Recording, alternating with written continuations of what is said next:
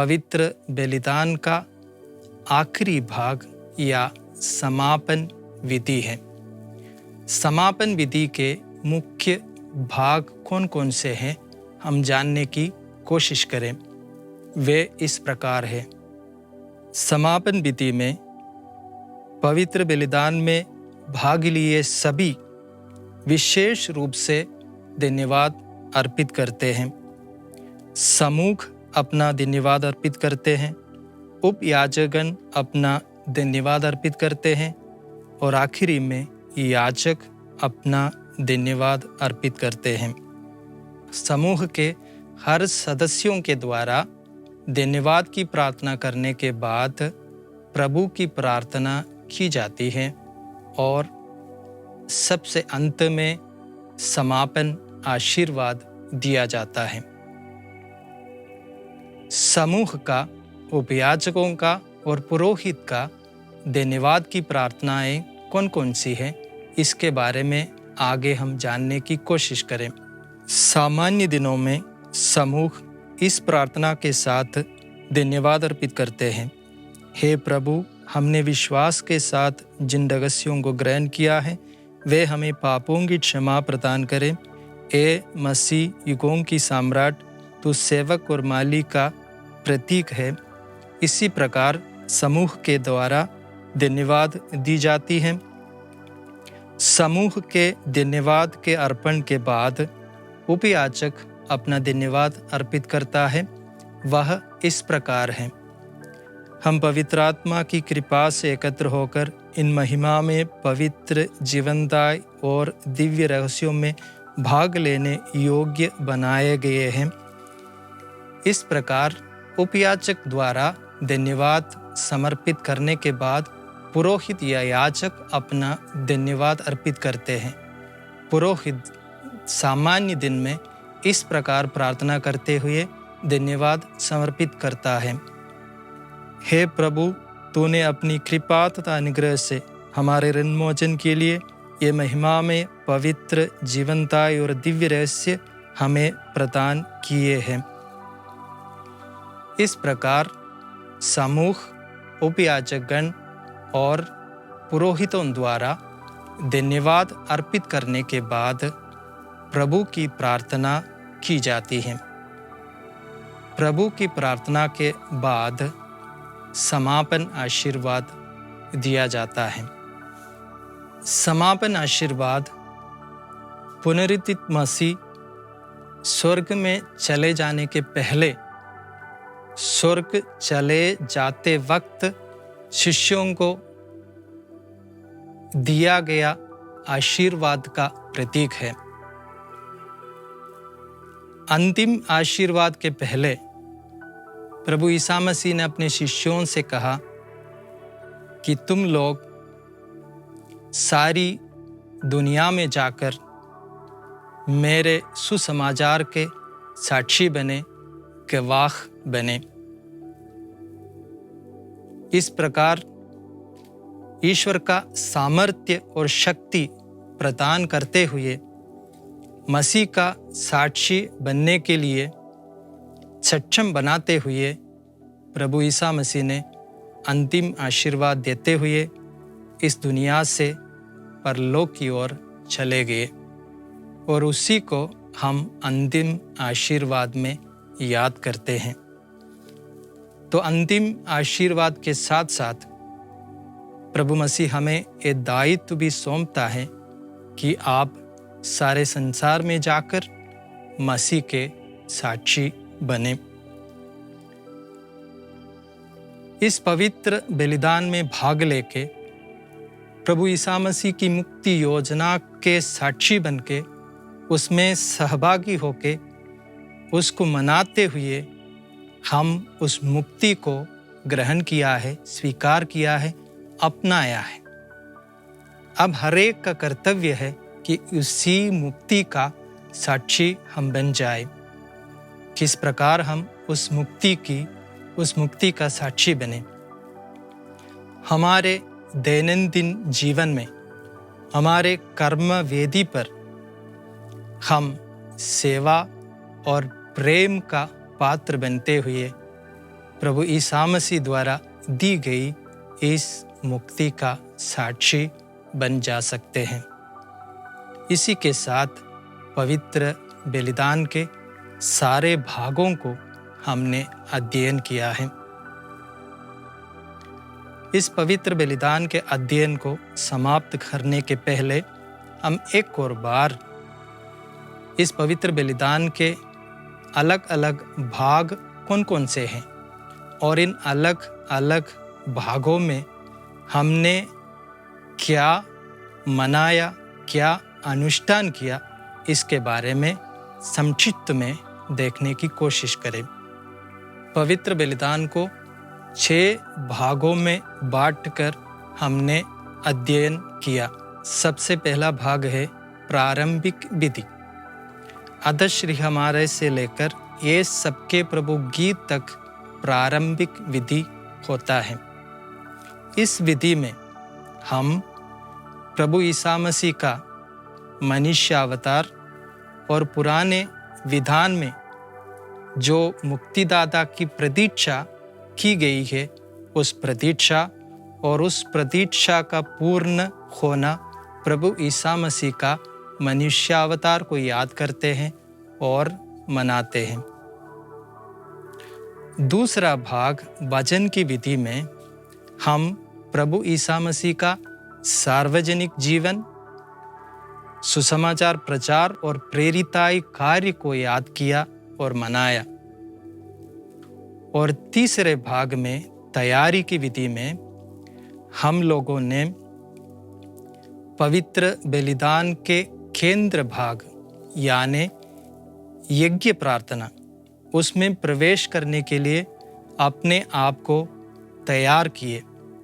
इस तैयारी के विधि में आंतरिक तैयारी है और बाहरी तैयारी है।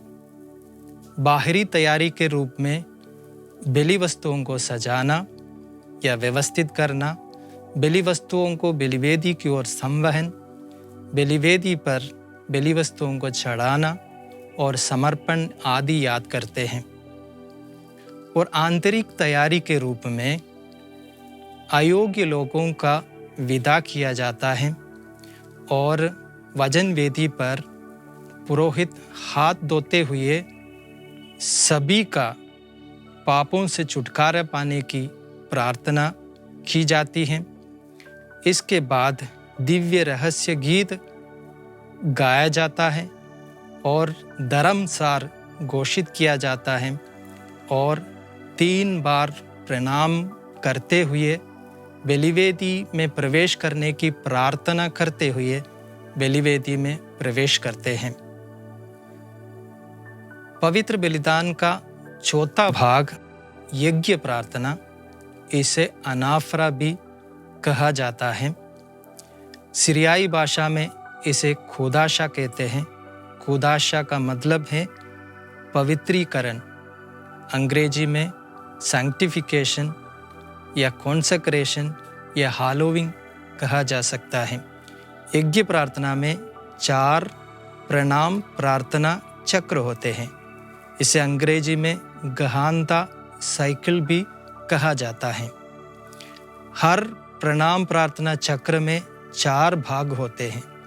सबसे पहले प्रार्थना याचना और दूसरा भाग याचना प्रार्थना, तीसरा भाग मुख्य प्रार्थना या गहानता प्रार्थना या प्रणाम प्रार्थना और आखिरी चौथा भाग कानोना या स्तुति गान। इस प्रकार यज्ञ प्रार्थना में इन चारों भागों से सम्मिलित 4 प्रणाम प्रार्थना चक्र होते हैं। इस 4 प्रणाम प्रार्थना चक्र के तीसरे प्रणाम प्रार्थना चक्र में हम स्थापना विवरण मनाता है और चौथे और आखिरी में हम पवित्र आत्मा का आगमन या एपिक्लेसिस की प्रार्थना की जाती है। इसके साथ पवित्र बलिदान संपूर्ण होता है या पवित्रीकरण कार्य या खुदाशा का कार्य संपूर्ण हो जाता है। यज्ञ प्रार्थना के बाद अगला भाग है ईश्वर से ऐक्य की विधि।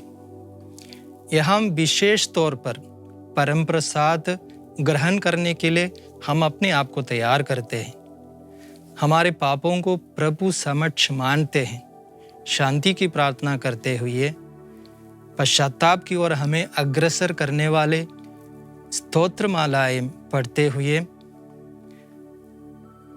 विशेषकर घोषणा प्रार्थना विनती करके अपने पापों को स्वीकार करते हुए, मेल मिलाप की घोषणा प्रार्थना करते हुए हम अपने पापों को स्वीकार करते हुए और पुरोहित का प्रार्थना द्वारा अब्सोल्यूशन प्रेयर द्वारा यानी पापमोचक प्रार्थना द्वारा हम पापमोचन प्राप्त करते हैं और पापमोचन प्राप्त करते हुए प्रभु की प्रार्थना यानी ए हमारे पिता प्रार्थना करते हुए हम ईश्वर के साथ एक हो जाता है और ईश्वर की ऐक्य की विधि संपन्न हो जाते हैं। ईश्वर की ऐक्य की विधि संपन्न हो जाने के बाद हम पवित्र सुसमाचार के आखिरी भाग या समापन भाग में प्रवेश कर रहे हैं। ईश्वर के ऐक्य में हम एक हो जाते हुए पवित्र परम प्रसाद ग्रहण करते हैं। पवित्र परम प्रसाद ग्रहण करते हुए उस अनुग्रह के प्रति हम ईश्वर को धन्यवाद देते हैं। समूह अपने तौर पर धन्यवाद देते हैं, उपयाचक अपने तरीके से धन्यवाद देते हैं और आखिरी में याचक अपना कृतज्ञता प्रकट करते हैं। समूह के इन चारों गणों द्वारा कृतज्ञता प्रकट करने के बाद समापन आशीर्वाद दिया जाता है। समूह के इन चारों गणों के द्वारा धन्यवाद अर्पित करने के बाद पुनः प्रभु की प्रार्थना की जाती है और प्रभु की प्रार्थना के बाद अंतिम आशीर्वाद दिया जाता है। अंतिम आशीर्वाद के बाद पुरोहित बलिवेदी के समक्ष जाते हैं और बलिवेदी का चुंबन करते हुए बलिवेदी को धन्यवाद देते हैं, बलिवेदी का नमन करते हैं और बलिवेदी की आराधना और प्रणाम करते हैं। तब इसी प्रकार पुरोहित प्रार्थना करता है। क्षमा की वेदी प्रणाम, हमारे प्रभु की कब्र प्रणाम। मैंने तुझसे जो परम प्रसाद ग्रहण किया है उससे मुझे अपराधों और पापों की क्षमा मिल जाए। मैं ये नहीं जानता कि मैं फिर आकर तुझ पर बलिदान चढ़ा सकूंगा कि नहीं। इस विदाई प्रार्थना के साथ पवित्र बलिदान संपन्न हो जाता है। आशा है पवित्र बलिदान का ये अध्ययन आप लोगों को पवित्र बलिदान के बारे में गहराई से समझने के लिए सहायक सिद्ध हुआ होगा। आप लोगों से अनुरोध और आग्रह और प्रार्थना है कि पवित्र बलिदान में भक्तिभाव से भाग लें और पवित्र बलिदान के बारे में और पुस्तकों को और अन्य सामग्री को पढ़कर पवित्र बलिदान के बारे में और अच्छे से समझने की कोशिश करें। आखिरी में हम नीचे दिए गए प्रश्नों के ओर जाएं। पहला प्रश्न है, मेल मिलाप विधि की प्रार्थनाएं पाप क्षमा का अनुभव प्रदान करती है। इस कथन का क्या अर्थ है? मेल मिलाप की विधि में जैसे आप लोगों ने जाना, सबसे पहले शांति की प्रार्थना की जाती है। इसके बाद अपने अंतरतम को जानने के लिए, जांचने के लिए स्तोत्रमालाएं पढ़ी जाती हैं। इसके बाद मेल मिलाप की घोषणा प्रार्थना करते हैं, जहां हम अपने पापों को स्वीकारते हैं और आखिरी में पुरोहित द्वारा पापमोचन का प्रार्थना पढ़ते हुए हमें पापमोचन दिया जाता है। इस प्रकार परम प्रसाद को ग्रहण करने के पहले हम अपने हर एक पापों से मुक्ति पाकर, पवित्र होकर, शुद्ध होकर पवित्र परम प्रसाद को ग्रहण करते हैं। दूसरा प्रश्न है, परम प्रसाद स्वीकार करने की तैयारी में हमें क्या क्या करना है? इस विषय में मेल मिलाप की घोषणा प्रार्थना माला क्या बताती है? परम प्रसाद स्वीकार करने के पहले हमें क्या क्या करनी चाहिए, यह मेल मिलाप की घोषणा प्रार्थना हमसे कहते हैं। वह इस प्रकार है: हम अपने अंतःकरण को मनमुटाव और खिले से शुद्ध करें।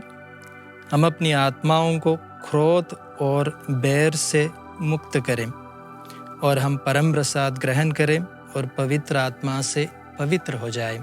इस प्रकार हमारे अंतःकरण को शुद्ध करके पवित्र होने के लिए मेल मिलाप की घोषणा प्रार्थना हमें आह्वान करता है। तीसरा प्रश्न है, परम प्रसाद ग्रहण करना पवित्र बलिदान की पूर्णता के लिए आवश्यक है, कारण बताइए। जैसे आप सभी जानते हैं, यज्ञ प्रार्थना शुरू करने के पहले या पवित्र बलिदान के दूसरे मुख्य भाग में प्रवेश करने के पहले अयोग्य लोगों को विदा करते हैं। इसका मतलब यह है कि पवित्र परम प्रसाद ग्रहण करने के लिए ही पवित्र बलिदान के दूसरे भाग के लिए लोग इस पवित्र बलिदान में भाग लेते हैं। इसलिए पवित्र परम प्रसाद को ग्रहण करना ही पवित्र बलिदान का पूर्णता है, क्योंकि पवित्र बलिदान एक बलिदान है, साथ साथ एक भोज भी है, भोजन में भी है। इस भोजन में भाग लेने के लिए हमें निमंत्रण मिला है, इसलिए इस भोज में भाग लेते हुए पवित्र परम प्रसाद को स्वीकारना इसका परिपूर्णता है, संपूर्णता है। चौथा प्रश्न है, जो पवित्र बलिदान में भाग लेते हैं उनमें से हर एक व्यक्ति एक प्रेरित के रूप में भेजा जाता है, स्पष्ट कीजिए। पवित्र बाइबल से हम जानते हैं कि प्रभु ईसा मसीह के स्वर्गवास के पहले प्रभु शिष्यों को ये दायित्व देता है, ये आज्ञा देती है कि तुम लोग जाके संसार के कोने कोने में मेरा साक्षी बनो।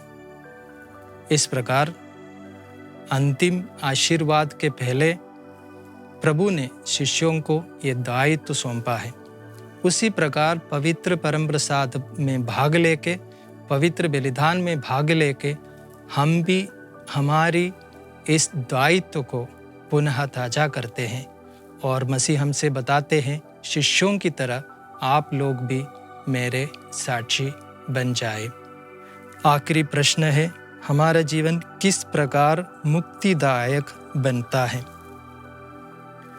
पवित्र बलिदान प्रभु ईश्वर का, त्रिएक ईश्वर का मुक्ति योजना का अनुष्ठान है। इस मुक्ति योजना के अनुष्ठान में हम लोग भाग लेकर उसी मुक्ति का अधिकारी बने हैं, उसी मुक्ति को प्राप्त किया है। अब हमारा कर्तव्य यह है कि हम उसी मुक्ति को दूसरों के सामने प्रकट करें, उसी मुक्ति का साक्षी बने। यह किस प्रकार हो सकता है? हमारे कर्म वेदी पर प्रेम और सेवा का साक्षी बनते हुए हम ईश्वर के इस मुक्ति के साक्षी बन सकते हैं। इसी प्रकार हम 7वां अध्याय का यहाँ विराम करते हैं। आइए एक छोटी सी प्रार्थना करें। हे प्रभु ईसा मसीह, आपने हमारे लिए मुक्तिदायक ये रहस्य प्रकट किया है। ये रहस्य है, इसे परिपूर्ण तरीके से इसे परिपूर्ण रूप से समझना हमारे लिए असंभव है। फिर भी हम लोगों ने इसे समझने की कोशिश की है, इसे जानने की कोशिश की है। प्रभु, इस पवित्र बलिदान में सुयोग्य रूप से भाग लेने और इसके सारे अर्थों को समझकर भाग लेकर हम भी आपके मुक्ति कार्य के अधिकारी बन जाए। इसी के लिए हम प्रार्थना करते हैं, पिता, पुत्र और पवित्र आत्मा के नाम पर। आमीन। जय यीशु।